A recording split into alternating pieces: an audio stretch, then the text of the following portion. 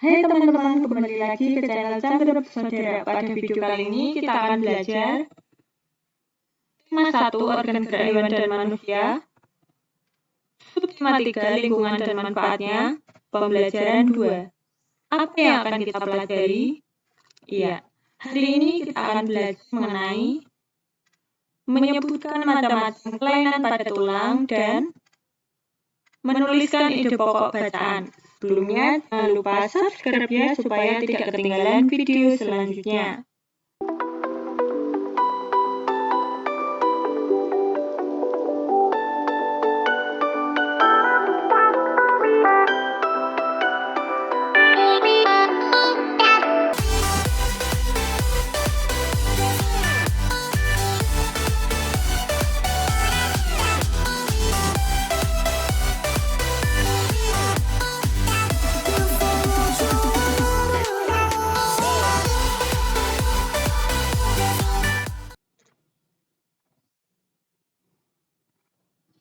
Tangan-tangan dan kaki para pengrajin gerabah begitu cekatan dan terampil membentuk tanah liat menjadi gerabah-gerabah yang bernilai seni tinggi. Dari situ kamu dapat lihat betapa rangka dan otot khususnya pada tangan dan kaki mampu berfungsi dengan baik. Apa yang akan terjadi jika salah satu organ gerak tersebut tidak dapat berfungsi sebagaimana mestinya? Selesai memilih gerabah yang akan dibeli, Lani diajak ayahnya untuk ke belakang rumah, tempat memproduksi berbagai macam gerabah. Banyak pengrajin yang sedang bekerja. Semua pengrajin memiliki pembagian tugas masing-masing. Ada yang membuat adonan dari tanah liat, ada yang sedang mencetak, ada yang menjemur dan membakar gerabah-gerabah yang baru setengah jadi, ada juga yang sedang mewarnai gerabah-gerabah yang telah kering. Pak, bolehkah saya mencoba membentuk gerabah? Pinta Lani kepada salah satu pengrajin. Memangnya kamu bisa, Lani? Goda Lani. Ayah, semuanya kan perlu dicoba, soal hasilnya dipikir belakangan, canda Lani. Kalau adik mau mencobanya, silakan. Saya akan dengan senang hati membantu adik, kata pengrajin. Terima kasih banyak, Pak, kata Lani. Lani pun mencoba membuat dan membentuk gerabah dari adonan tanah liat yang sudah disiapkan. Pada percobaan pertama, gagal. Lani mencoba lagi. Untuk kali ini, Lani lebih berhati-hati. Dia mengikuti semua petunjuk yang diberikan oleh salah seorang pengrajin. Pada percobaan kali ini, meskipun belum berhasil juga, namun sudah menunjukkan peningkatan dibandingkan dengan percobaan sebelumnya. Pengrajin pun terus memberikan semangat kepada Lani. Lani pun makin terpacu mencoba dan mencoba lagi, hingga pada akhirnya Lani mengalami kelelahan. Namun, Lani belum juga berhasil membuat gerabah yang bagus. Lani, tahukah kamu penyebab kamu gagal membuat gerabah yang bagus? Ya, karena tangan dan kakimu kurang terampil. Pergelangan tangan dan jari jemarimu masih terlalu kaku dalam membentuk gerabah. Adapun kakimu kurang kuat dalam memutar alatnya, jelas pengrajin. Oh, begitu ya, Pak. Ternyata ada pengaruhnya juga ya kemampuan dan keterampilan tulang dan otot untuk menghasilkan gerabah dengan bentuk yang bagus, kata Lani. Oh, sekali Lani, dalam setiap bidang diperlukan kemampuan dan keterampilan. Misalnya, pengrajin yang terampil akan dapat menghasilkan gerabah yang berkualitas dan bernilai seni yang tinggi. Petani yang terampil akan dapat menghasilkan panenan yang melimpah. Atlet yang terampil akan terus berprestasi, jelas ayah Lani. Lani, juga perlu diingat bahwa setiap gerakan dalam setiap kegiatan yang kita lakukan harus kita lakukan dengan benar, agar tidak terjadi gangguan atau kelainan pada organ gerak kita. Jangan melakukan kegiatan-kegiatan yang terlalu membebani kerja organ gerak tubuh kita. Tubuh kita juga tidak boleh terlalu dipaksakan untuk bekerja sepanjang waktu. Ada kalanya tubuh kita, terutama organ gerak, memerlukan waktu untuk istirahat. Saatnya bekerja, kita harus bekerja dengan benar. Pada saat istirahat, kita juga harus beristirahat dengan benar pula, kata pengrajin. Coba kamu perhatikan pengrajin tua itu. Kasihan sekali, tubuhnya sekarang bungkuk.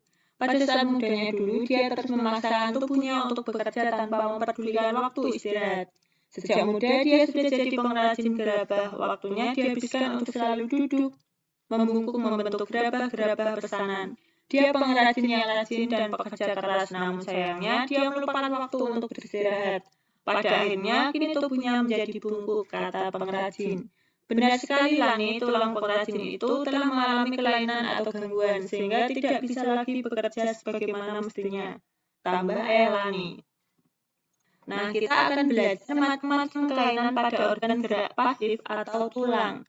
Yang pertama ada fraktura atau patah tulang. Kelainan pada tulang akibat kecelakaan, baik kendaraan bermotor atau jatuh. Dibedakan menjadi dua, yaitu fraktura yang tertutup atau patah tulang yang tidak sampai merubah kulit atau otot, dan fraktura yang terbuka, yakni patah tulang yang merobek atau menembus kulit atau otot. Selanjutnya, osteoporosis, kelainan pada tulang yang disebabkan karena adanya pengeroposan tulang. Hal ini karena tubuh sudah tidak mampu lagi menyerap dan menggunakan kalsium secara normal. Selanjutnya, fisura atau retak tulang, kelainan tulang yang menimbulkan keretakan pada tulang akibat kecelakaan. Lordosis, kelainan tulang karena sikap duduk yang salah sehingga tulang belakang melengkung pada daerah lumbalis. Hal ini akan mengakibatkan posisi kepala tertarik ke belakang. Selanjutnya, skoliosis, kelainan tulang karena sikap duduk yang salah sehingga tulang belakang melengkung ke arah samping. Hal ini akan menyebabkan badan akan bengkok membentuk huruf S. Selanjutnya, kifosis, kelainan tulang karena sikap duduk membungkuk sehingga tulang belakang membengkok ke belakang.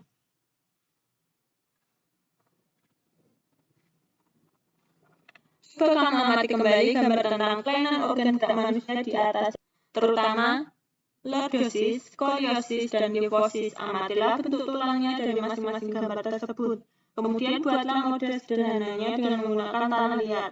Langkah kerja: 1. Siapkan tanah liat dan air. 2. Campur dan aduklah tanah liat dengan air. 3. Remas-remas atau injaklah tanah liat yang sudah tercampur air tersebut dan pastikan sampai lengket. Jangan sampai encer atau masih terlalu kasar. 4. Bentuklah adonan tanah liat tersebut menyerupai tokoh manusia yang mengalami kelainan tulang lordosis, skoliosis, dan kifosis. 5. Setelah terbentuk, keringkan dengan mengain-ngainkannya. Jangan dijemur langsung di bawah terik matahari karena akan menyebabkan terjadinya retakan atau pecah. Dan pecah. 6. Setelah kering, bersihkan dan berilah warna yang sesuai. Contohnya sebagai berikut: lordosis, skoliosis, dan kifosis. Semua organ dalam tubuh kita, termasuk organ gerak, harus terus kita jaga. Kita harus selalu memperhatikan setiap gerakan yang kita lakukan. Setiap gerakan harus kita lakukan dengan benar untuk menghindari terjadinya gangguan dan kelainan pada organ gerak kita, khususnya tulang. Posisi dan sikap duduk yang benar dan sehat. Kadang saya merasa heran dengan Pak John yang sering mengeluh punggungnya nyeri dan pegal. Padahal setahu saya, Pak John tidak pernah bekerja berat. Jabatan di kantornya pun cukup tinggi sebagai manajer pemasaran. Pak John sering menghabiskan waktu kerjanya dengan duduk. Pada suatu sore, Pak John mengeluh lagi tentang sakitnya. Bu Catherine, kenapa ya punggung saya sering pegal dan nyeri? Setiap kali duduk di kursi, saya merasa tidak nyaman. Badan saya sering pegal dan nyeri, tidak hanya di punggung saja, namun juga di bahu dan leher. Apa mungkin karena posisi duduk saya yang tidak benar ya, kata Pak John. Keluhan ini sebenarnya juga banyak dialami oleh para eksekutif dan pekerja kantoran. Berbagai posisi tubuh yang tidak tepat dapat mengakibatkan otot-otot tertentu bekerja secara berlebih. Misalnya saat duduk menulis, bekerja di depan komputer dengan posisi duduk yang tidak tepat, kebiasaan menelpon dengan menjepit telepon di antara kuping dan bahu. Hal-hal semacam inilah yang mengakibatkan munculnya keluhan-keluhan seperti apa yang dialami oleh Pak John. Tulang punggung merupakan bagian tubuh yang memiliki peranan besar dalam menjaga kestabilan tubuh. Tidak dapat dipungkiri bahwa sebagian aktivitas sehari-hari kita dilakukan dengan posisi duduk. Sehingga sangatlah penting untuk mengetahui posisi duduk yang benar untuk menjaga kesehatan tulang punggung kita. Lalu bagaimanakah posisi duduk yang benar untuk mencegah terjadinya nyeri dan pegal pada punggung, bahu, dan leher itu? Posisi dan sikap duduk yang benar itu adalah posisi dan sikap duduk yang ergonomis. Pada saat duduk, usahakan posisi kepala berada segaris dengan tubuh dan menghadap ke depan. Bahu rileks dengan lengan berada pada kedua sisi tubuh. Siku menempel pada tubuh dan menekuk membentuk sudut 90–120 derajat. Punggung harus ditopang secara penuh dengan penopang pada saat tegak atau sedikit bersandar. Posisi paha dan panggul ditopang oleh dudukan kursi dan sejajar dengan lantai. Sedangkan lutut setinggi panggul membentuk sudut 90 derajat. Meskipun sudah dapat melakukan posisi dan sikap duduk ergonomis, namun juga tidak boleh duduk dengan jangka waktu yang lama. Oleh karena itu, seringlah beranjak atau sekedar mengubah posisi. Jika diperlukan, lakukan pergerakan peregangan agar otot-otot kembali lemas dan tidak terjadi kekakuan. Selain itu, pada saat duduk, jika ingin mengambil sesuatu yang berada di belakang, jangan sampai memuntir punggung. Sebaiknya putarlah keseluruhan tubuh sebagai satu kesatuan. Memenuhi kebutuhan cairan tubuh juga dapat menjaga kesehatan tulang kita. Meskipun kebutuhan cairan tiap orang berbeda-beda, namun paling tidak kita harus minum minimal 6 gelas sehari. Hal itu berfungsi untuk menjaga kelembapan otot dan tulang, sehingga dapat dengan rileks melakukan fungsinya. Ada yang tidak kalah pentingnya lagi, yakni pilihlah meja dan kursi yang tepat pula.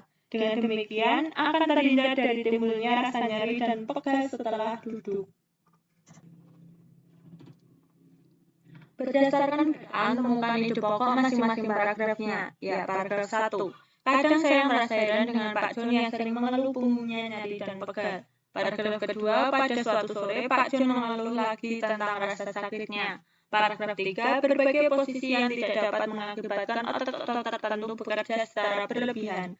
Paragraf keempat, tulang punggung merupakan bagian tubuh yang memiliki peranan besar dalam menjaga kestabilan tubuh. Paragraf 5, lalu bagaimanakah posisi duduk yang benar untuk mencegah terjadinya nyeri dan pegal pada punggung, bahu, dan leher itu? Ya, paragraf 6, meskipun sudah dapat melakukan posisi dan sikap duduk ergonomis, namun juga tidak boleh duduk dengan jangka waktu yang lama. Paragraf 7, selain itu pada saat duduk jika ingin mengambil sesuatu yang berada di belakang, jangan sampai memutir punggung. Paragraf 8, memenuhi kebutuhan cairan tubuh juga dapat menjaga kesehatan tulang kita. Paragraf 9, ada yang tidak kalah penting lagi, yakni pilihan meja dan kursi yang tepat pula. Kamu sudah membaca bacaan tadi, bukan? Tentunya kamu sudah memahami isi bacaan tersebut. Bacaan tadi bisa disajikan ke dalam bentuk komik agar lebih menarik. Perhatikan contoh berikut. Tugas bentar numpuk. Aduh, pinggungku nyeri sekali. Kemudian gambar kedua, Pak, sebaiknya atur posisi duduk yang benar saat bekerja agar tidak nyeri. Selanjutnya, kenyataan aku salah posisi duduk dan mempengaruhi bentuk tulang. Nah, seperti ini posisi duduk yang benar. Lantas, apa komik itu? Ya, komik adalah bentuk seni yang menggunakan gambar-gambar tidak bergerak dan disusun sedemikian rupa sehingga membentuk jalinan cerita. Biasanya komik dicetak di atas kertas dan dilengkapi dengan teks. Teks dalam komik berfungsi untuk menjelaskan, melengkapi, dan memperdalam penyampaian gambar secara keseluruhan. Teks atau kata-kata biasanya disajikan dalam gelembung-gelembung yang diserasikan dengan gambar. Sekarang giliranmu, buatlah komik dengan memilih salah satu tema berikut ini. Ya, 1. Sikap dan posisi membaca yang benar. 2. Proses pembuatan gerabah. 3. Berolahraga. Buatlah pada buku gambar atau kertas gambarmu, mintalah pendapat dari guru dan teman-temanmu. Tentunya komik mengenai pembuatan gerabah. Awalnya kita siapkan tanah liat, lalu kita bentuk sesuai dengan keinginan kita. Dan gambar yang terakhir, hore, gerabahku sudah jadi. Demikian pembelajaran pada video kali ini. Semoga bermanfaat ya, dan sampai jumpa di pembelajaran berikutnya. Bye-bye.